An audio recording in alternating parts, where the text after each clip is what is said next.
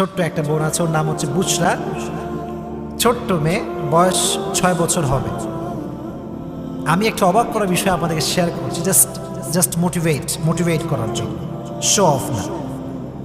ছোট্ট একটা বাচ্চা, আমি বড়দেরকে দেখেছি রোজা রাখে না, ওই ছোট্ট বাচ্চা এই এই এই রমাজানে অনেকগুলো রোজা অলরেডি আদায় করে ফেলেছে নিজেই।